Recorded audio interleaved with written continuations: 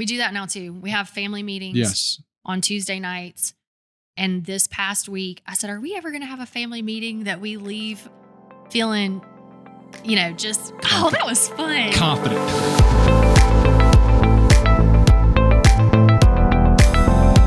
Welcome to Owner's Table, where today we talk to Aurrie Hicks. Now, the hard part about doing a podcast is when you interview someone that you know, it's extremely difficult because you know the answers to the questions that you're going to ask them. So I've known Aurrie for 5 years now, and she is a wonderful human being. Talk to her multiple times a week. She's great. But when I interviewed her, I learned so much about her, how when she grew up in Georgia, came to school here at Alabama, and then went back and forth a little bit, and then she got married. Well, then we talked about her journey also with her family, but then being in the agency life. Being in the agency life and then transitioning to owning her own business and absolutely killing it in everything she's doing. But then now she's a new mom, and how she's transitioned out of working all the time to being a great mom and absolutely killing it for her business. I know you're going to enjoy hearing about Aurrie Hicks and Hopson Rae. So welcome to today's episode. So today's episode is very special to me. This woman is extremely important to me in my life and my business. We talk at least once or twice a week. And just a wonderful, wonderful human being. I will get into how I met her in a story later on in the podcast. But Aurrie Hicks is here. And so I've known Aurrie for, I think, 4 years now.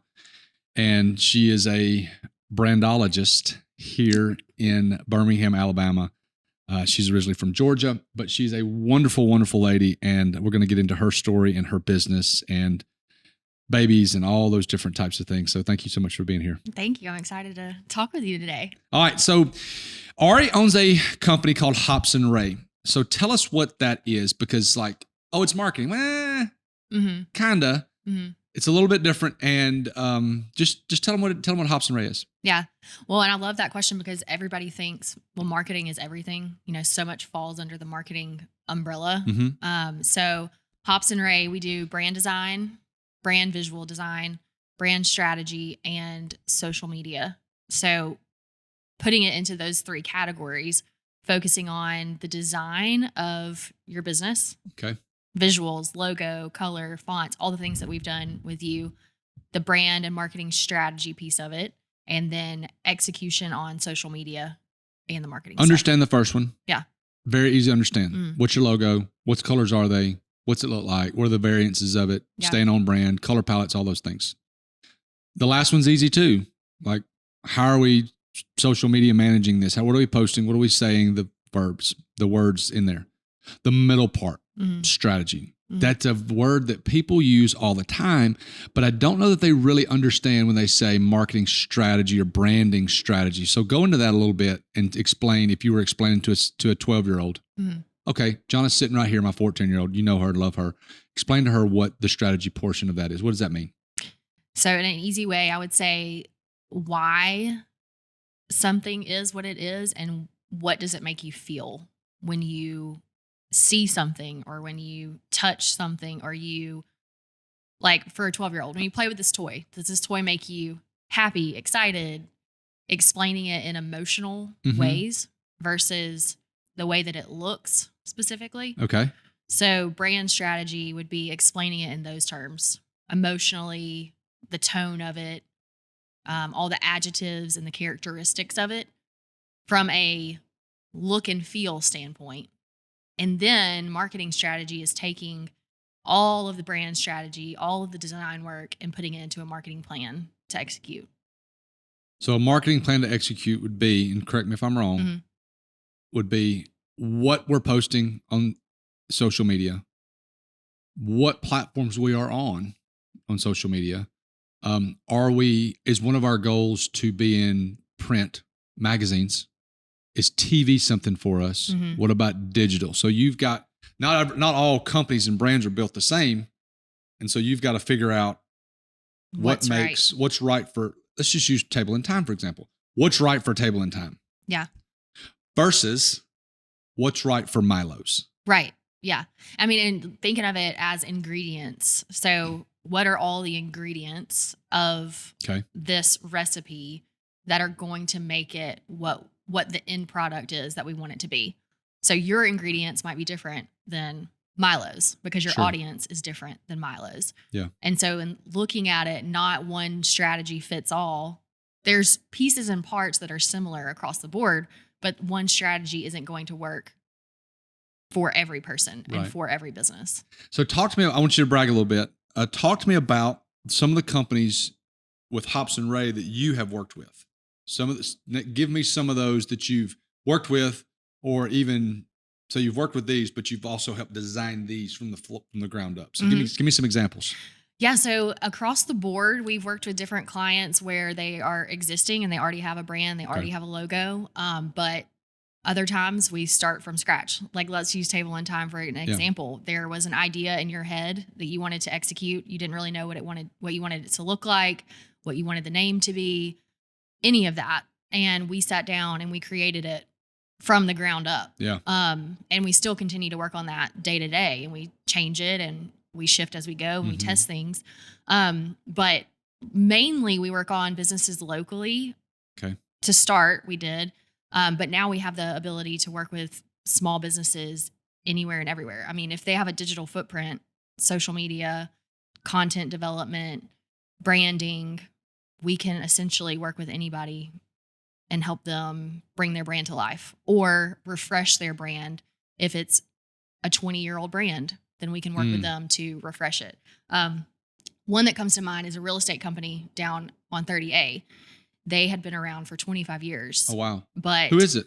Counts Real Estate. Okay. They'd been around 25 years, and they were going through a marketing kind of revamp strategy, all the things marketing. Yeah. And branding was one of them. And they had a lot of people on their team who had been there for a long time. They had some new people. So that was a very delicate balance of how do you approach. We've always done it this way before. Yeah. Yes. And and the brand has, it's ownable. It has equity there because it's been around for that long. So we didn't want to take that away, but we wanted to, quote, give it a haircut. That was part of the conversation when we were explaining, okay, how do we take this brand, what it looks and feels like, give it a new look without showing up and them saying, what happened to our brand? It looks completely different. So with that, it was really fun. It was challenging, but we had a great outcome. The end product is great. It still has a feel of the old brand, but it feels modern, new, and it's still recognizable as their brand. It's not like a totally different brand. Right. So that's pretty incredible. So you got one here in Birmingham that you do, like Table and Time, that you start from the ground up, and then you've got the one at 30A that's a real estate company. Give me an example of some other ones that you work with currently or have worked with in the past that you really enjoyed. So overall, we've worked with 75 plus brands. I had no idea. Y'all, I've known this girl for 40. I had no idea. Are you serious? I know. I have a hard time bragging. That's on myself, awesome. No, this is for bragging. Yeah. You're the guest. Yeah. And it ranges from a solopreneur to a team of, hundreds of employees, industries, food, hospitality, entertainment, health and medical, locally. I don't know what else. Do you want me to name them? I want you to name them. I don't know. I just feel bad naming all Why of them. do you name them? Why? Or do you feel bad? Do you feel bad because it sounds arrogant? No. What do you feel bad? Just name them. Name them. Okay. Milo's Hamburgers. So if you're anywhere in the South, if you go through Alabama, going on vacation, or if you've been here for any length. Okay, for example, my sister lives in Florida. And so she came up for a funeral this past weekend. And she's like, hey, I crossed the state line and I had a burning desire for Milo. So that's a huge company. It exists. Yeah. Huge company here in Birmingham. Who else? Well, can I tell a funny story about that? Sure. Yeah. And I don't know. We'll see where it goes. But during the time we were working with them, I was actually vegan. Yes, she was. I do remember that. I remember that span of our relationship. Yeah. So we can talk about that more later if we want to. But Counts Real Estate down on 30A, Milo's Hamburgers here locally, Table and Time, Caps Orthodontics out in Texas. Gosh, they're all over the place. Keep going, girl. The new one that you've been working a lot on, Seki. Tell me about that. What do they do? So Seki is a performance management software. So when you think about a human resources information system, an HRIS. They are not that, but they are similar to it from an human resources standpoint. But they track performance management for frontline and hourly workers. Wow. The brand Hopson Rae, I've recommended you on social to people for years now. I love what you do. So the relationship here, what do you do for us? So this is how much I think of this girl. So she started Table in Time. So I've told the story before about how we had Meal Fit, and Meal Fit is a wonderful business, and Meal Fit is extremely healthy meal prep and healthy catering, business catering every day, that $14 to $20 range. So, but I had to start another business because I wanted to capture more of a hiring client, do nicer events, things like that. Alice Head, we've talked about her in the past. She's been so important to our business. She said, "We need to change your name." Well, I was not going to change my name. She said, "Well, you need to start another company." So here's the story. I met with 3 different groups of people. I met with a huge agency here in Birmingham who's very well known. They did a good job. All the pitch, things like that. Then I met with another company that friends of mine owned, is another big agency. And then I met with you. Mm-hmm. One girl. You were like, "Have you done this before?" Yeah, have you done this before? You literally asked me that question. I did. On like the first or second call. But have you done this? Has a client actually paid you to do this? That's a valid question. I said, "Okay, this is what we're working with." This is who we got. I did not love the huge agency in Birmingham. I liked the other company, but something inside me there was something there between us, and I loved what you did. I loved your heart. And it has been the best decision, one of the best decisions I've made professionally in the 10 years that I've run businesses. So in that, I tried to talk her into taking over my other businesses. She said, absolutely not, for multiple years. Here recently, she has then now taken over and is doing Meal Fit. She is doing Table in Time. She's doing Walcox Point, which is our lake place. And she's doing all this stuff for me personally. And so I am, and also our other business, Weddings Costa Rica. And so Aurrie and I spend lots of time together on the phone, on computers and things like that. And she's doing a wonderful job. So branding and all those things. Talk to me about growing up. Mm-hmm. Grew up in Georgia. Give me the background of, like, I know you little sports in there. Yeah. So tell me about growing up, mom and dad, all that good stuff. Okay. And before I forget this thought, I want to go back to what you said about when you were looking at agencies and you said it didn't feel right. Yeah. You didn't want to go with a big agency. And that's one of the main reasons why I started my own business and do what I do now, is specifically for people who are looking to find the right person to help them, but the big agencies don't feel right. Yeah. So that's super accurate, because they didn't. In many ways, relationship wise, budget wise, all of that stuff. Well, business is not done with businesses. Businesses are done with people. Mm-hmm. And I felt like working with you, I was going to get you, talk to you, call you. And that is comforting. Now that you have since grown and got multiple people on your team now, but like, it's still it's still relationship based. And I love that. And I like to think of it, it's intimate in a way, because you have that access that makes it feel comforting, right? To know that things are getting done, but also if an emergency happens, you've got direct access to switch things around. Things are flexible. Yeah. It's easier in a sense. And you want to grow, and you are growing, but you're not growing at the expense of just taking everything that comes along your way. Because I imagine you probably, turn down. You probably turned down a lot of things just because you didn't fit you, didn't want to, whatever. Yeah. I think that goes back to your point about Meal Fit and everything originally. Yeah. We were like, well, it's not the right time. It's not the right time. So it took a couple of years to get to the right time. Right. And I'm happy. So talk to me about growing up. Okay. Growing up, I'm from Georgia, right outside of Atlanta, 20 miles west of Atlanta, in a little town called Douglasville. It was little when I was there. It's not little anymore. Speed trap of Georgia. Yep, that's right. And I come from a small immediate family. Me and my sister, mom and dad. Mm-hmm. But my dad is one of 21 kids. One of 21. Did I know that? I think you did at some point. How many? He has 7 7 brothers and sisters, 7 half brothers and sisters, and then 7 step brothers and sisters. So he's one of How 21. many did his mama have? 14 total. Yeah. 14 I can't babies? even imagine. But 14 yeah, babies. 14. My mom is one of 5. So we have a very big extended family. So growing up, we were always with family, traveling to see them, lots of great memories. But we lived in Georgia my whole life. My dad is from Mobile. My mom is from Georgia. They met in college, and Where'd they go? she went to West Georgia. Uh-huh. He actually played baseball in college and then went to play for minor league expos Cool. for like a season. And then he hurt his leg, had to come home, and then they had me. So we grew up in Georgia and played all kinds of sports starting out. Yeah. Kind of like a serial sports player, from trying all the different things, Right. track, gymnastics, cheerleading, basketball, softball, volleyball.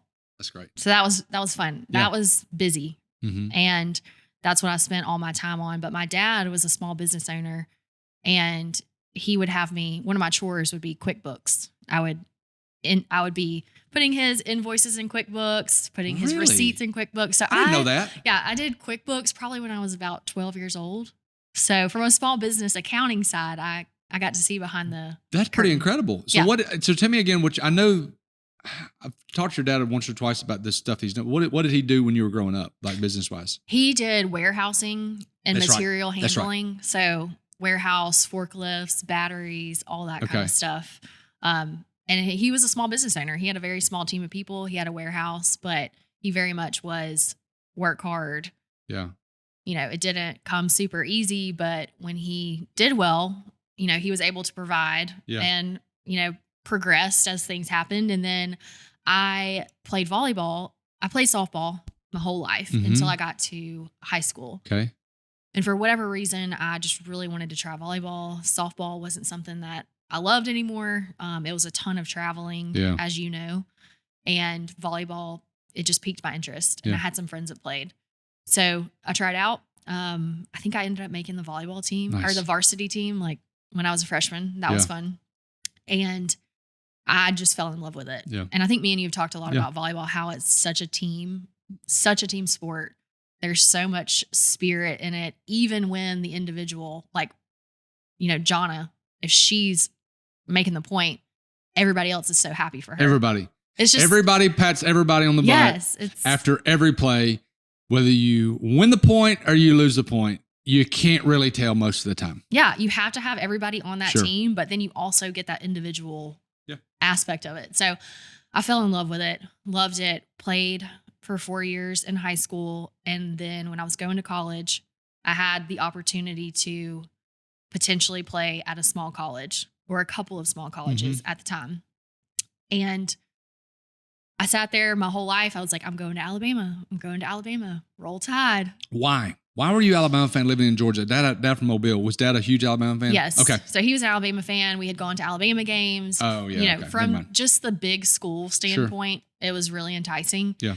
And I knew, I could not play volleyball there at Alabama. So I knew that I had 2 options. I could play in college and experience, sports, small school, or go to the big school and not do any of that. Yeah. And I remember we went to dinner one night and my mom and dad sat me down and they said, okay, you have to decide. Because I was going to play on a travel ball team that summer. Mm-hmm. And when you play on that team, you're taking up a spot for somebody who's guaranteed a college scholarship. So if you're not going to take it, you shouldn't do this. Sure. So we sat there and they said, okay, if you decide you want to go and play, we will put the amount of tuition that it will cost for you to go to Alabama in your bank account. So when you graduate, you will have that. And what? yes. Out of state tuition too? Yes. And I didn't believe them Aurrie. at the time. I've never heard this story. I know. No, you I know. saved it. You saved it for today. But I will never forget it. We were sitting at dinner and they were like, you have to decide this. We'll let you decide what you want to do. Yeah. And I ended up going to Alabama. Then where did you have scholarship offers or volleyball offers to go? We were looking at, sent out, we're having conversations. Barry was one of them. In Rome. Yeah, in Rome. So similar schools to that. Sure. Very small, and not in a bad way, just a very different. Not Alabama. A very different experience. Absolutely. And I had played sports my entire life. It was a part of me. It was very ingrained in everything that I did. It was very time consuming. So I don't think that I think that when I was looking at Alabama, I wanted the college experience. Yeah. And I thought that if I did the sports route, I wouldn't get the college experience. Yeah. In a way. Yeah. It's a totally different experience. I don't know. But how do you even know what it's going to be? For sure. You have no idea. I sit there and I sit there when kids go to college and they don't play sports, which I know is only like less than 1% of the population. Mm-hmm. What do you do with all your time? So like my niece's boyfriend went to school and he played sports in high school. And I was like, are you going to do anything? He's like, no, I'm going to go to school. I'm like, well, are you going to get a job? No, I'm going to focus on my studies. I'm like, hey, bro, you have a lot of time on your hands. Yeah. I said, you need to get a job. Yeah. Because the only thing that time on your hands does is creates things for you to do that you don't need to be doing. Yeah. And he got about 6 weeks into it. I was like, how you doing? He's like, I got a job. I was like, well, yeah. Sure. And that was the other thing. They were like, well, you're going to have to fill your time. So what are you going to, and they were still very much involved in my life and, leading me in the right direction. And so they wanted me to have a job to pay for my extracurricular activities and all of that stuff. So I ended up getting a job. I played on the intramural volleyball team as a second option. That's right. So that was fun. Yeah. But yeah, I had a job when I was in high school. So going to Alabama, make the decision to go to Alabama. Talk to me about, as a kid, as that 13 to 18-year-old range, I want to be up when I grow up. Mm-hmm. What was that for you? It was in business. Okay. I saw that being in business. I didn't know exactly what it would be, but I've always had a love for marketing. Okay. Whatever that means. Because back then, you're in your 30s, so back then that marketing has made a huge push in the last 10 years. I mean, it's been super popular, all those things. So that's kind of odd that 20 years ago you thought about the marketing part of business. So that's really cool. So you go to Alabama, get there. What was the degree purpose, or what was the degree when you walked in the door? Was it going to be marketing? Yeah. Marketing. Great. Marketing. So from day one, you knew that you did it and stayed with that, which is also very rare. Yeah. Okay, so going through college, talk to me about what you did in college with the job, sorority, all that stuff. Give me that college life. So I didn't do sorority, which is rare at Alabama. Yep. But I decided I didn't want to do that. But I ended up doing a lot of things with a job and intramural stuff where I made friends there. And it was easy to grow a community there because there's so many people and everybody doing different things in your you have so many people in your class. Right. Like there's just so much opportunity. So made a really good small group of friends who I'm still friends with today. Hannah, she was in my wedding. Mm-hmm. So that was fun. But job-wise, college, when I went to Alabama and I wanted to be in business and in marketing, at Alabama, it's different. They have PR in a different college. And the business college is more of like your principles, of marketing and sales. Nothing tactical. Right. Like you do, but you don't really get into it. You take the general business administration Business 101. and all of that stuff. The high level stuff. You don't get super into the weeds of it. And I just know from, I think, what I got from my dad is his business side and his sales side. Yeah.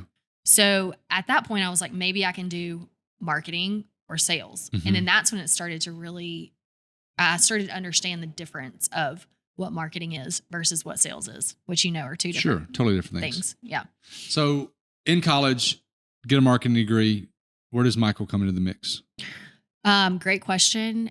I worked at Publix in the Publix bakery. Yeah, you did. Okay. So which goes back to say, I always say everything in life, like you meet someone and it always creates an opportunity.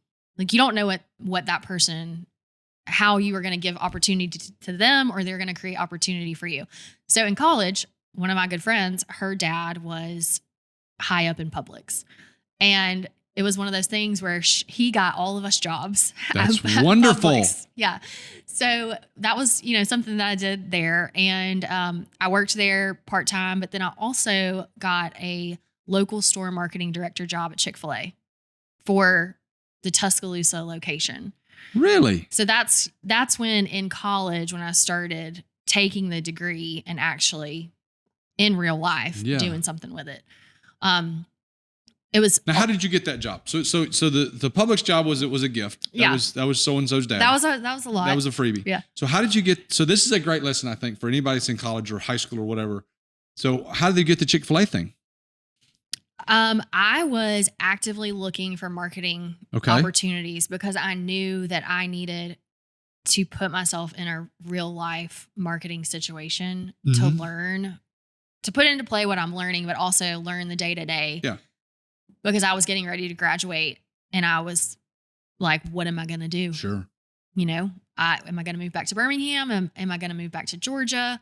Obviously Chick-fil-A is a very well-known brand. And I thought, if anything, this is going to look good on my resume. Absolutely. From a marketing standpoint. But also it was super cool because, as you know, the local store operators get to manage their business as their own. Right. So you have the awesome brand recognition and all of that stuff as Chick-fil-A, but you get to work directly with the operator to create the individual strategy for the stores. And that brings up one thing. So this was when 2010? I don't know. Yeah. 2010, maybe 2009. And we were putting together a strategy. His location was in the mall. Okay. There was a drive-through right across the street. So he competed with that. So if you're in the mall, you're obviously going to select that. If you're on the street, you're going to go through the drive-through. Right. So good competition there. But we were like, how can we get the mall employees involved? How can we help them? How can we feed them, but make it easy for them? Their lunch breaks are short. We don't want them like coming over here, spending time over here in line, all that stuff. So one of the parts of the strategy was getting them to eat, but making it easier on their life. And we came up with a whole text to order system before. Way back in the day. Back in the day. This is like vintage style. Yeah. Yeah. And it worked. And it was really cool because we figured out the technology before the app existed, before any of that. That's incredible. Yeah. And that was fun. But he gave me that ability to say, what are your weird and crazy ideas? Yeah. And let's try them out. So go back to the question. How did you get the job? How did I get the job? I actively looked and I applied.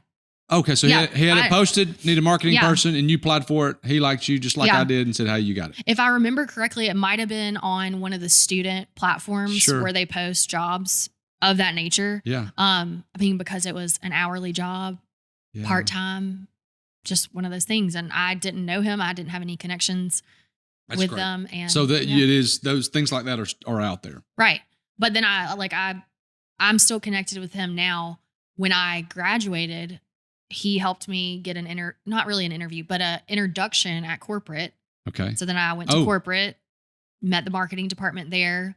So I just think all those little steps in life take you where you're going somehow. So graduate from Alabama, then what? I graduated from Alabama. Back to your question about how I met Michael. Yeah. So Michael is your husband. Michael is my husband. Yep. He went to school in Georgia. Yep.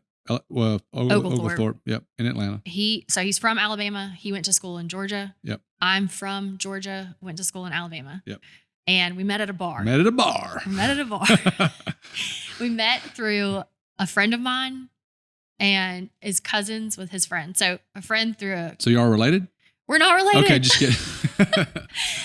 No, we met at a bar and we became fast friends. Yeah. And then we were like, okay, I'm going back to Georgia. You're staying in Alabama for the summer. We'll just keep in touch and hang out when we see each other. And then I went back to Alabama He went back to Georgia. So we played a flip-flop game. Oh, wow. I didn't know for that. about a year. And then finally we just said, hey, there's something here. So let's hang out more and make it more official. And that was 13 years ago. Wow. Yeah. So transitioning from Alabama, you said you went back to Georgia for a little bit. Where was the first job out of college? First job out of college. So I graduated in 2011, and short story was the tornado. Oh yeah. In Tuscaloosa. Mm-hmm. So that kind of threw us. I remember that. I remember you telling me about that. Yeah. Our house was in like the direct line of it. Thank goodness we weren't there. But Michael's parents live in Tuscaloosa. That's right. They have a storm shelter. We were there, and we were probably like 2 weeks away from graduating. Mm-hmm. And he and I were in conversations of what are we going to do after this? Like, are we serious? Yeah. I'm probably just going to go back to Georgia for the summer and kind of see what happens, this, that, and the other. The tornado hit.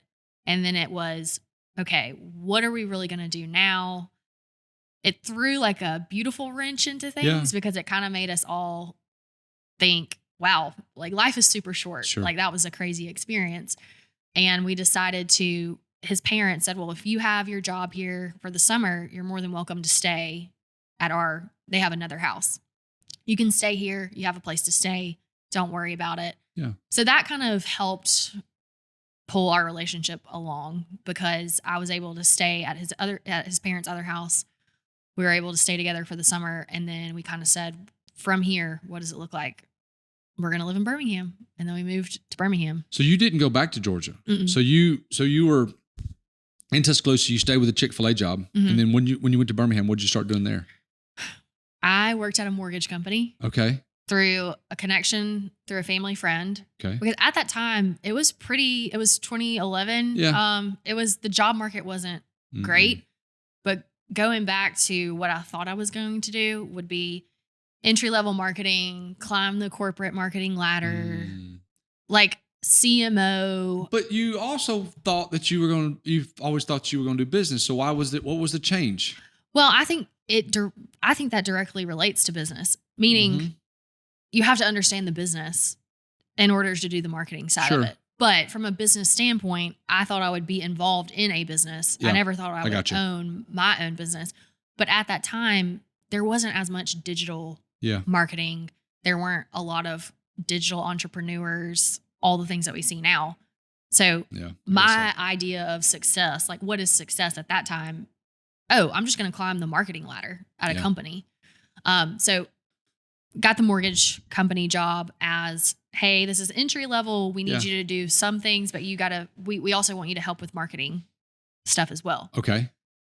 I knew that wasn't my place, my long-term place, but it had to be for the time being. And you learned something. And I learned something. Yeah. And then I was able to meet a couple of people, and I was constantly looking for job openings and anything that was available marketing wise, because I just wanted to get my foot in the door. Sure. Like I'm not from Birmingham, so I needed to meet people and network and all that stuff. So then I went to the Birmingham Zoo. I remember you. Marketing. Okay, I remember that. I didn't know you then, but I remember you working at the zoo. Yeah, that was a lot of fun. Went there, and then my boss there, she had a background in the agency world in Birmingham, and she was a great leader and boss. And she left to go to an agency, and she said, I'm going to call you one day. If there's any opportunities, I'm going to call you. So don't be surprised. So you're working at the zoo. Your boss leaves the zoo and says, hey, one day I'm going to call you. Mm-hmm. And so then what happened? So she called me. Oh, there we go. 2 months later. Oh, no. So I was really like, quick. What? It's only been 2 months. Yeah. And she was like, I told you, don't be surprised. And the agency was growing, slowly at the time. There wasn't a ton of employees, but they were looking for another account manager. Okay. So going back to a little bit of at that time in the marketing world, Mad Men was a big, show that everybody was watching. Sure. And from a marketing standpoint and a business standpoint and advertising, when you see shows like that, you're like, wow, that's super cool. Like, I want to be a part of that. I want to be a part of the agency world. So what I thought was sexy about her offer is I was going to be a part of an agency a creative agency to where I could do marketing, I could do advertising, I could be a part of all the different things that they offer because they're a small company. Were you basing that off? I mean, this sounds really elementary. Were you basing that off of the show? Oh, it definitely influenced. Oh, absolutely. It definitely influenced my decision. Okay. So you took the job at this agency because of Mad Men and the person. It's totally fine. Yeah. I mean, I don't know, like percentage wise, but I would say it was a heavy influence on going, wow, I could be in an agency. This could be part of my life. The power of media. Yes, exactly. Okay. So you go to this agency and then flesh it out from there.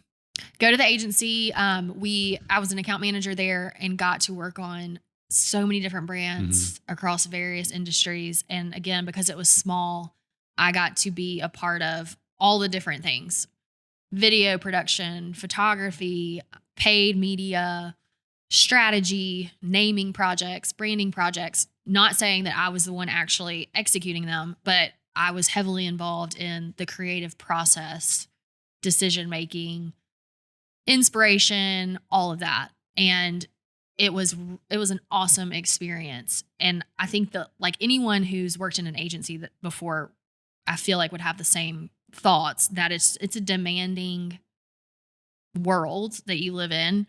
You're managing clients, you're managing client expectations, you're managing deadlines. And when you have a small team, you feel a lot of that in the agency world. Okay. So it sounds like how long were you at that agency? 3 years. Okay, 3 years. So 3 years in a very pivotal part of your life. Are you and Michael married at the time? Yes, we're married. You're married at the time. And Michael's wonderful, by the way, just in business, and he's a numbers guy and just he really gets business. So you're at this agency for 3 years. You've transitioned out of a couple of different things. So mortgage and then the zoo, and then now you're at this agency. I got a handful of agency questions. Okay. So what did you love about working at an agency, an advertising marketing agency? It was kind of like a high, if I can explain what that feels like. Sure. It was exciting. It was fast paced. It was creative. And when in an agency, you're dealing with a lot of creative people from across the board in different departments. So it was challenging in that aspect. You're dealing with big budgets that you're managing. And, towards the end of it, we secured a client in New York that got to be on my account. Okay. And that was super exciting because we worked so hard to get it. And would we recognize the name if you said it? It's Core Real Estate. Okay. Up in New York. So even experiencing that, sure. Experiencing things outside of Birmingham is, I think that's another thing that an agency world can give you is that you can have clients anywhere. So then you're able to travel to them. You're able to see them. Right. See how they do business. What did you hate about working at an agency? The salary for the amount of hours that you work. It's a very time intensive job. And I think it is no matter what department you work in, because you can't really put a deadline and price on creativity. And that sounds kind of pie in the sky to say, but when you're managing creative, you have to take those other things into consideration. Like the client has a deadline. I'm sorry, you don't have any more time to think about this idea. Right. This is the idea. So you're not only working with your team of people internally, but your client and managing their expectations at the same time. So the time thing, do you feel like in that world people are procrastinators? Sometimes. But is that just mankind in general? Yeah. I think that's human nature, especially when you're dealing with creativity, because you can't just go, got it. Here's my idea. Yeah, sure. Or schedule time to say, come up with this idea today. It comes to you at different points in time. It gets better as you flesh it out. Yeah. So it's not really an easy like turn on, turn off situation. So you've been in the agency world. You've been in the individual world. What's the advantage of an agency? The advantage of hiring an agency is you get an expert in multiple different facets of marketing and advertising because they have strategy, they have creative, they have production, they have copywriters, video, all this stuff. And if they don't have it, they bring the team together in order to make it happen under one umbrella. So what are the disadvantages of being with an agency? Hiring one or working Hiring for one. Hiring one. What's the disadvantage of hiring an agency? Where are you at a disadvantage there? You don't have direct access to some of the decision makers, depending on the agency that you work with. Yeah. There could potentially be a lot of layers in communication and how projects get done. Not as personal. It's not as personal. Your timelines might be longer. And I know you've experienced that too with, some other people that you work with. You can have very quick turnaround times and you like that because you're quick, fast paced, you want things done.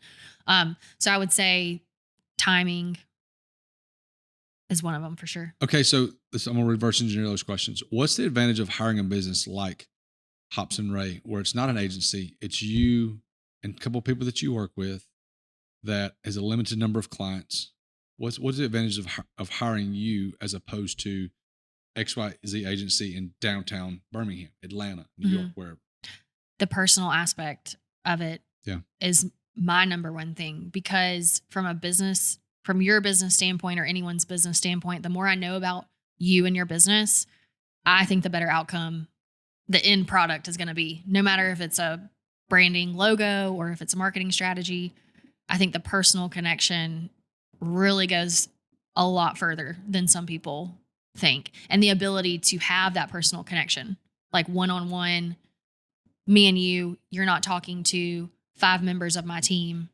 We're talking directly together. It's kind of like the telephone game. So if there's 10 of us in here, I tell this person the thing, and then he tells that person the thing. And when you do that, everybody knows this illustration. When you do that, it can get convoluted from person 1 to person 10. Yeah. And then with working, because I've done it, like I've worked with an agency that has done a portion of our marketing in the past. And I'll give you a great example. We worked with this company in Miami, and the girl that sold me was a friend of mine. And after she sold it, I never saw her again. Mm-hmm. And then we have a meeting in Zoom, and I'd see John and Susie and Sam and, Jennifer. Great. Get to know everybody. And then the next month when I met, 2 of the 5 weren't there. Yeah. And the next month there was only 1 from the original meeting. And then, how many times have we even had situations where if there's more people involved, the more you're repeating yourself, or you feel like you're kind of starting over a lot versus making a lot of traction. It's 50 first dates. Yeah. I mean, seriously. Yeah. And that's the biggest thing I felt like with an agency. So we've worked with 2, one when you and I worked together on one, and then another one was one before your time. It was 50 first dates. Oh, they're not with us anymore. They're so-and-so.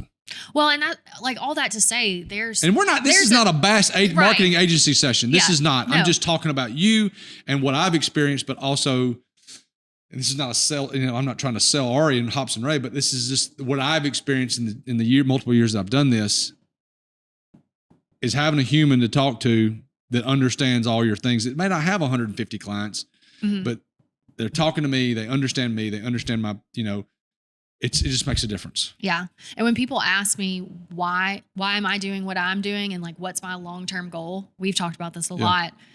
And I've said, I would rather have quality versus quantity in the amount of clients that I have, because I want to be able to put that time and effort into, let's say Thomas as an example, in order to grow his business, because I know that I will potentially reap benefits from that if I'm able to help him grow his business. Absolutely. Versus let's add 50 clients to the roster for the sake of having 50 clients. So that is my perspective. I know that's not everyone's perspective. Yeah. But I like to obviously get new business, but have a great set of clients that I can grow and get more business from them. If you're making money, I hope I'm making money. For sure. You're at the agency here in Birmingham. You're married to Michael. Things are going good. you leave. Mm-hmm.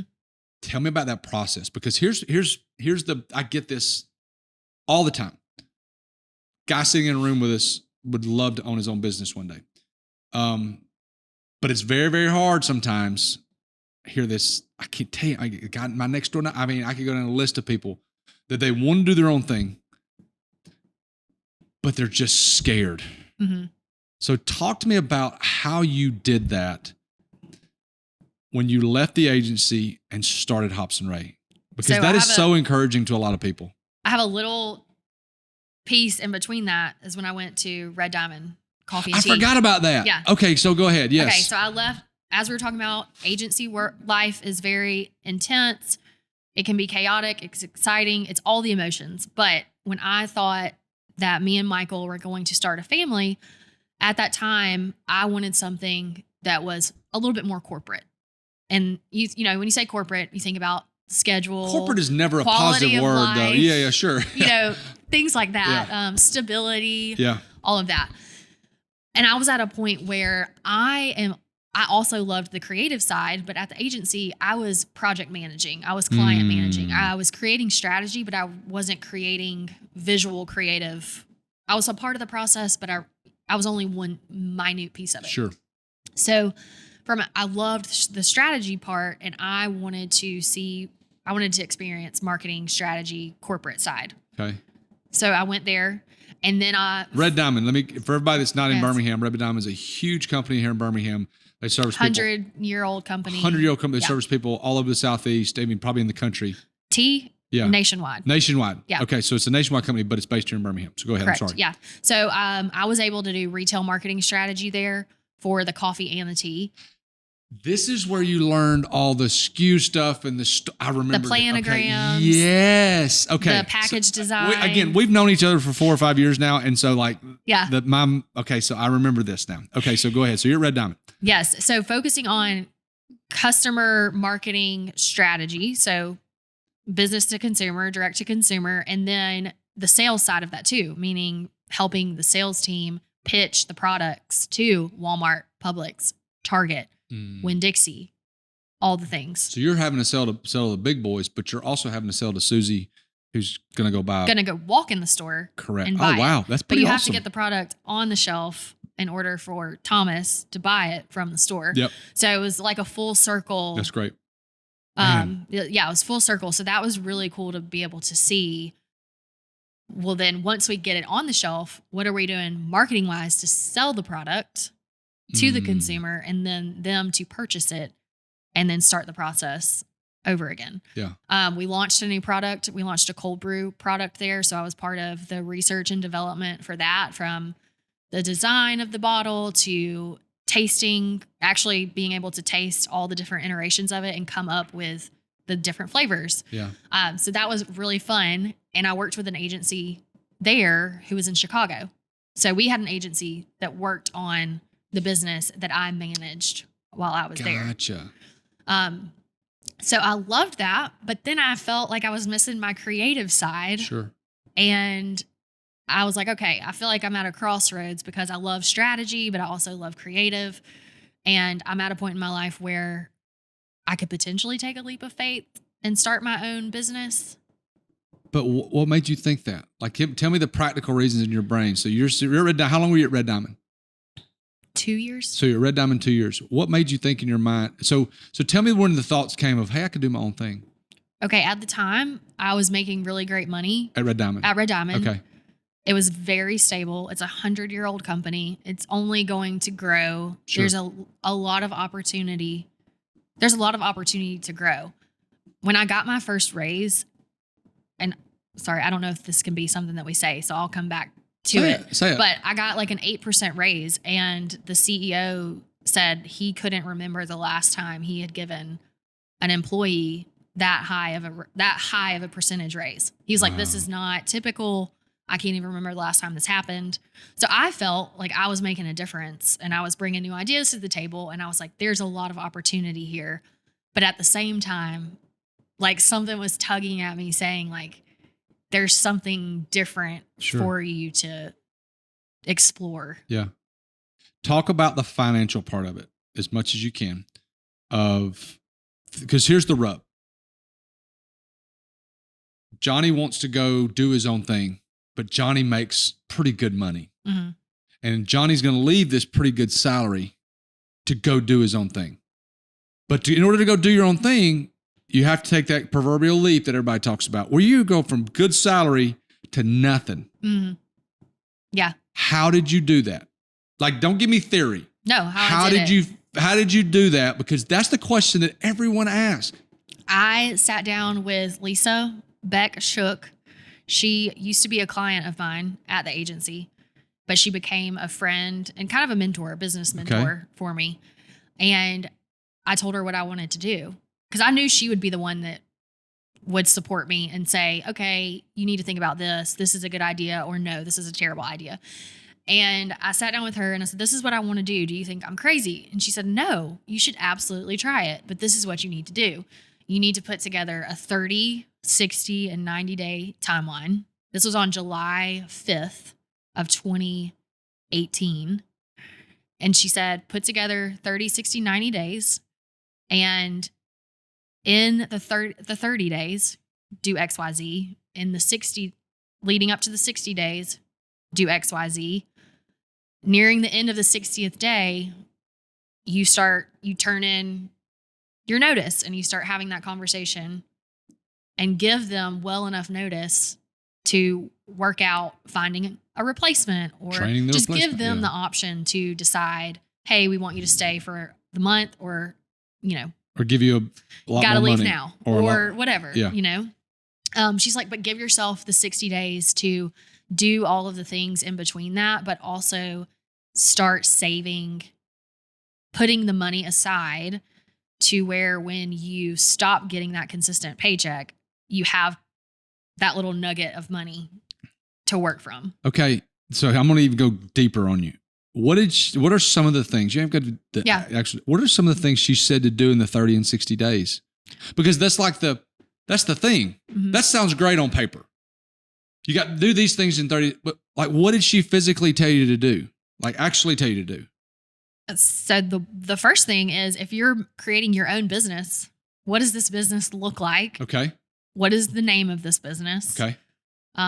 So create, and that was a great part of it, is that I didn't have cost to other people to create my business, because I was creating a business that I could create my own branding. So that worked out for me initially. So obviously creating your brand, creating that, coming up with a plan for people. Like, what am I doing? What I was doing is marketing strategy for small businesses. So I created an entire list of all the business people that I have worked with in the past, friends and family members, anyone from a real estate agent that I've worked with to a family friend down in Florida who I know owns their own. Like, I just brainstormed an entire list of people and put probably 50 to 60 people on a list.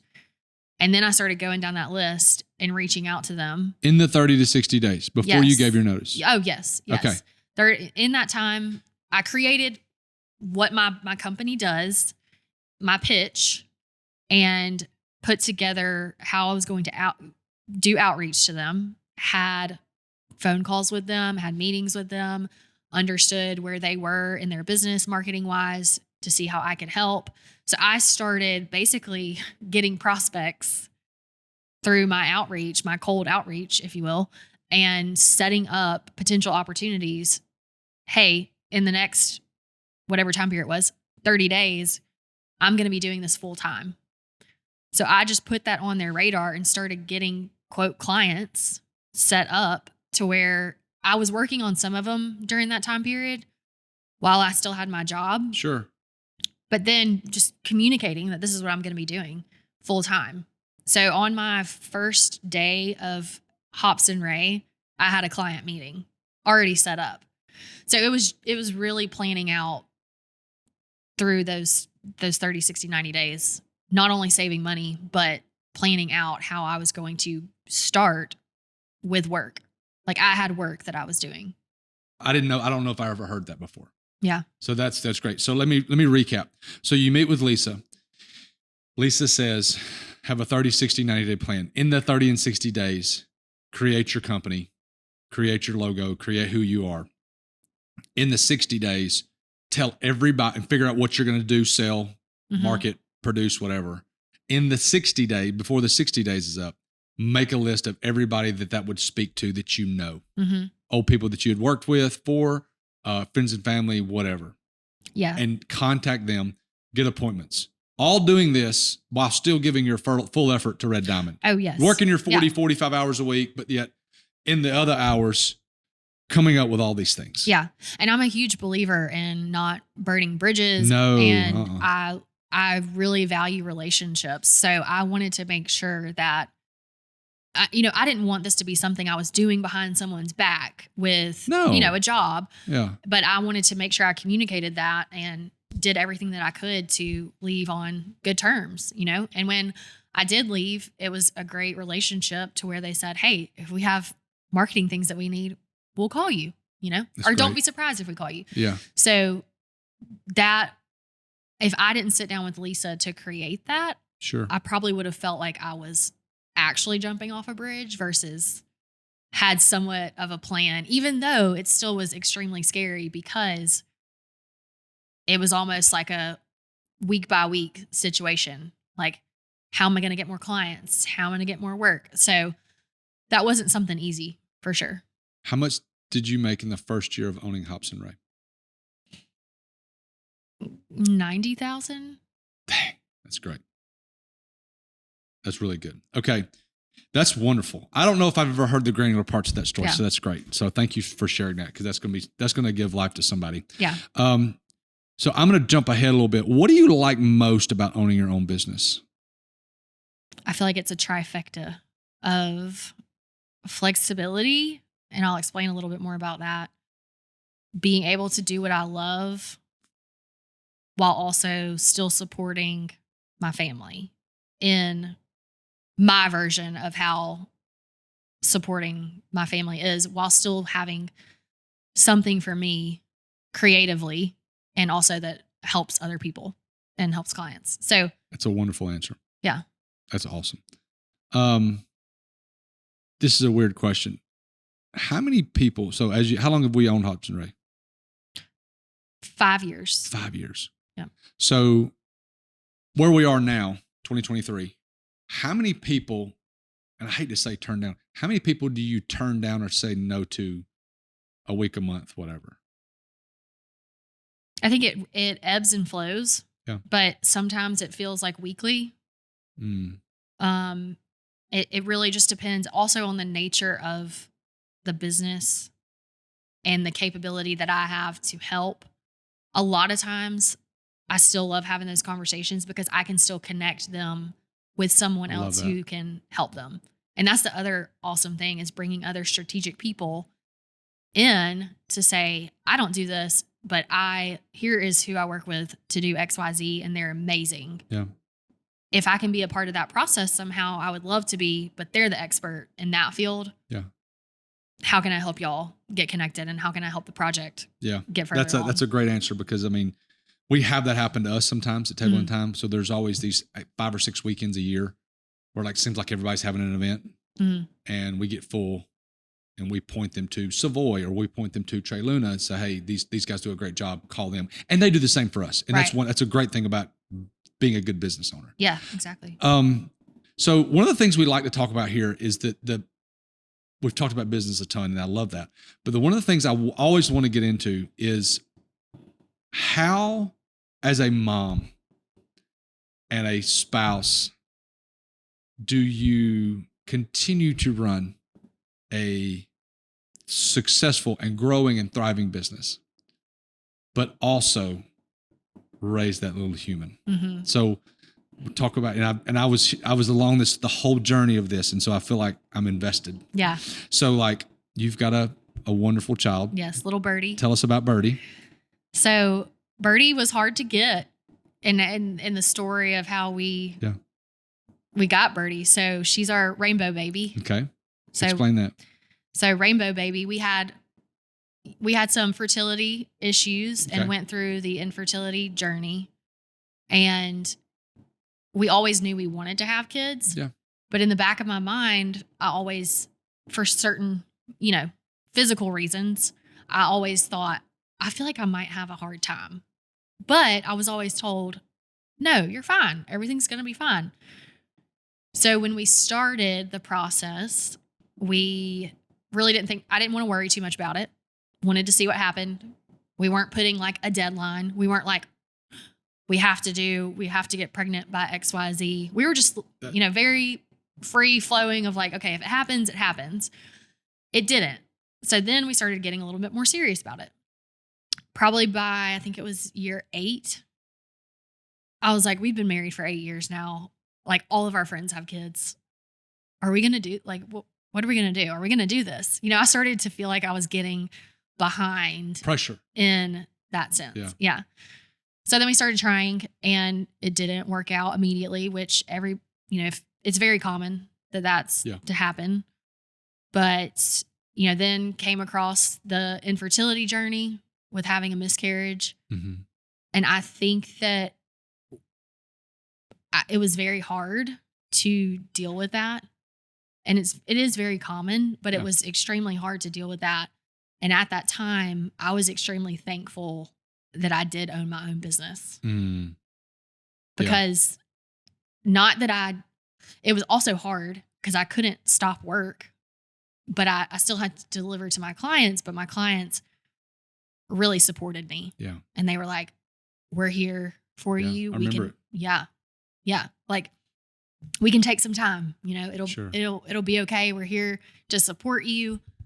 So I think that mentally that was hard and physically that was hard, but I feel like it was a blessing. Me having my own business during that season of life was a huge blessing. Wow. So how long did you guys actively try to have kids? Like you were married for a while, weren't really quote unquote preventing. Mm-hmm. And then you guys looked at each other and go, okay, let's do this. Let's have a kid. Yeah. How long did y'all do that? It was about 3 years. Wow. When you consider the initial, general medication that you start, the doctors that you see, when you just go through that whole process of all the things that you have to try to see if this works. Okay, well, if this doesn't work, let's try this. And if that doesn't work, let's try this. And to be honest, when we first got pregnant, it happened through kind of making some changes that the doctor recommended. And we were shocked. And I was like, okay, it is possible. And, and then unfortunately that ended up happening. Yeah. And we went the more heavier, we didn't have to do IVF. Okay. So, our journey was not as much as some others, but it was still something to where we had to go through that, but then also plan for what's next on how do we get pregnant? Sure. Yeah.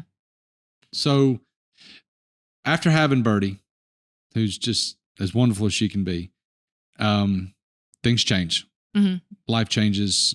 I remember us talking before you had her and like you talking to me about Georgia and Jonna and Tegan and the things we're doing. And you're just like, no, we're going out for drinks and we're going to go to so-and-so. And I'm like, life changes. Just wait. Yeah. And so life changes. Yeah. So talk about how the transition, because I think it's huge to talk about, is a huge difference in owning your own business and not having kids and owning your own business and having humans. Yeah.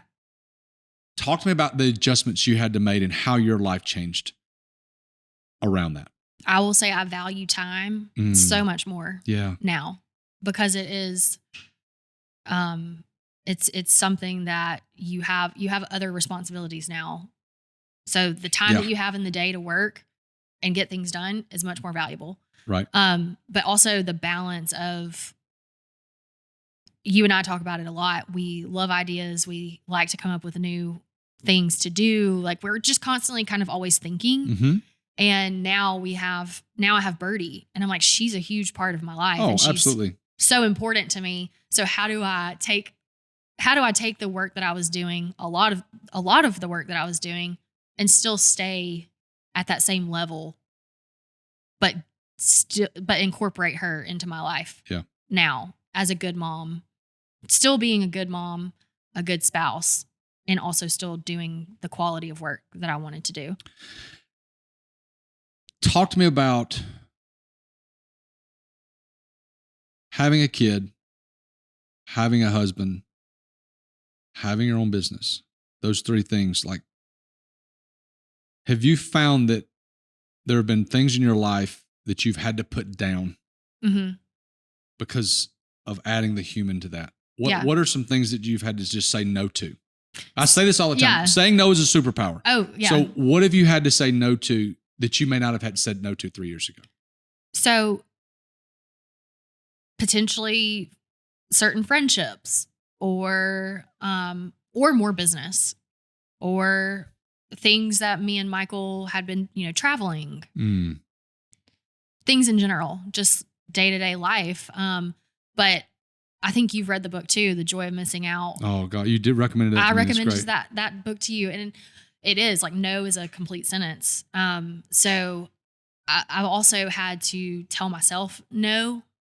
And before, when you don't have kids, you still have other responsibilities. Like your life is still busy, but I was working like a lot, like I would work during the day, obviously, but wake up at 5 o'clock and work till 12 a.m. Yeah. So those things definitely changed and created more structure in my life, which I really enjoy that. But now I know that I have my daytime to work. I have after bedtime to work, but I also have to be careful of that interfering with time with Michael. So let's go to that. And let's just be real as we can be, because I know it all changes. How has there been a strain on you and Michael's relationship since Birdie came along? Yes. Great. Tell me about it. So we've always been really great at communication, I think. Always can get better, but we have always communicated well. But we now have to communicate more, and our patience, I didn't realize how thin of a patience I had until when you have a kid and there's all those things that you weren't experiencing before while you're also working. So take example for anybody who's working from home with their kid, patience thin. Yeah. Like they can't really get anything done. No. And then it kind of creates that domino effect of, well, this has happened today. Patience is thin. Now I'm not going to be particularly kind to you, not intentionally, but just the way that you talk to one another, the way you communicate. So that's something that we actively talk about. Like, okay, we need to be better about how we're our tone, like of how we're communicating to one another. Because before, we still had our own partner, spouse issues like everyone does. But we didn't have, for 8 years of our marriage, it was us. Yeah. Kind of do what you wanted to do. Yeah. And Michael loves to play golf. He does. Does he play golf less since Birdie came along? He does. Perfect. Good for him. If I said no, he would be like, you lying? You are a liar. Yeah. So yes, he does. He does. It's more planned out. Sure. Everything has to be. And I tell people that all the time, like everything has to be. Jackie and I sit down on Sunday and just sit in front of each other and go, okay, let's walk through it. Yeah. We do that now too. We have family meetings on Tuesday nights. And this past week I said, are we ever going to have a family meeting that we leave feeling, just, confident. Oh, that was fun. Confident. Like, because you, when you communicate like that, you kind of push each other's buttons sometimes, and you're talking about really small details that particularly don't matter. Yeah. Like what we're doing Friday night. But like when you're moving that fast and you don't communicate that, then that leads to, well, I didn't know that was happening. You know why you didn't know that was happening? Because I typed it in my computer on my calendar and you didn't write it down. That's why you don't know it's happening. Yes. So it's like speaking from experience. Yeah. Constant. Something to work out. But we started family meetings in January, and we've been pretty good about, or no, actually, maybe it was last year. I take that back. We've been doing them for a while. Yeah. And we keep notes. And one of the biggest things that led to the family meeting was a situation about Birdie. Okay. So he and I were kind of on a different wavelength about something, and I wanted to communicate right when I was thinking about it. And he's like, hey, I understand. I hear what you're saying, but like, I don't fully understand what you're saying and why you really care about this. It was like something about the food that she's eating. Yeah. He's like, we can sit down and talk about it.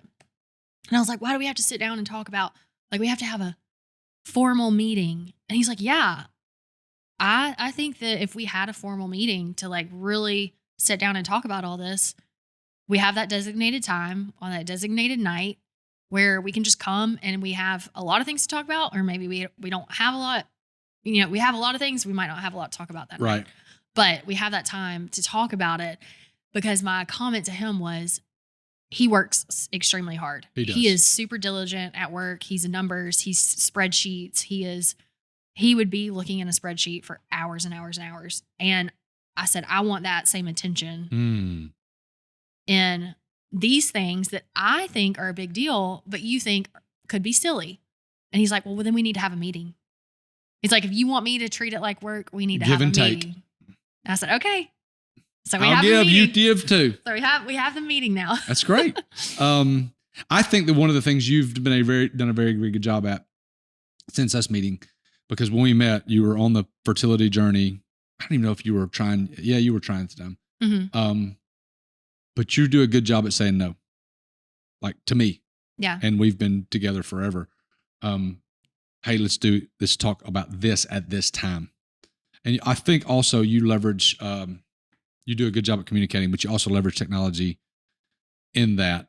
Yeah. So that it's really, really good. So, okay. So let's talk about this. I got a handful of questions that I want to just zoom through. So these are not super long answers, but like, answer them how you see fit. What are you great at?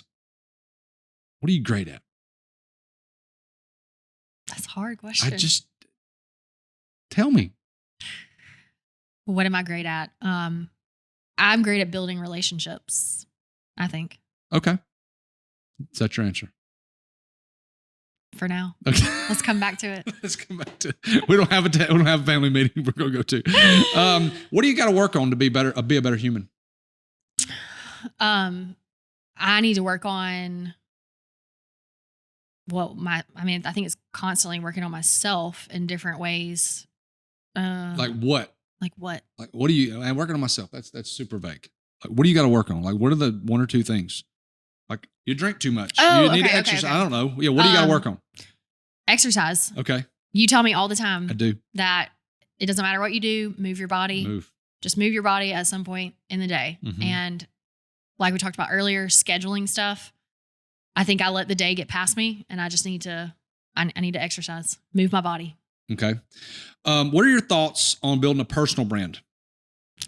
I think it's 100% necessary if the personal brand is your potential means of income down the road. Okay. You and Michael, from a family's perspective, what is your like monthly, quarterly, yearly investment breakdown? Where are you guys putting money right now? Well, we just bought a house, which I know based on some of the things me and you listen to is not the best like throw all your money into this investment. But we have the traditional, pretty much we have the traditional investment vehicles, if you will. Okay. I'm more cautious and traditional when it comes to that kind of stuff. Michael's more risky. So we want to eventually get into more of the short-term rental investment. You do like Airbnb? Yeah. Okay. I don't currently have, we'll discuss that later. Yeah. Okay. Because I've got more thoughts on there. Okay. Okay. I know your kid's, she 1.5? Mm-hmm. She'll be 2 this year. It'll be 2 this year. What's your go-to activity with her? Like you've been at work all day. You don't, not that you feel like you've neglected her, but like you haven't seen her in 6 hours, 8 hours. I do feel like I've neglected her. Oh, well, that's great. Yeah. Yeah. Super honest. Yeah. Mom guilt is a real thing. It is a real thing. What's your go-to activity with her? Park. Why? Because she's outside. I mean, she's potentially been inside for a lot of the day. I want her to be outside. Mm-hmm. And we can play together. We can walk. We love to go on walks. So anything that is outside, walk, play, that's our go-to. That's great. Who is your favorite follow on social media? Like in what category? Oh, just the person when they pop up on Instagram, on YouTube, on Facebook, or whatever it is, TikTok, whatever it is you're on, who is the person you're like, you want to watch it because of who that person is? I love Dr. Becky Good Okay. Inside. Yep. I remember you've recommended her. Yep. Parenting lady. Yeah. Okay. Because parenting is new to me. So Sure.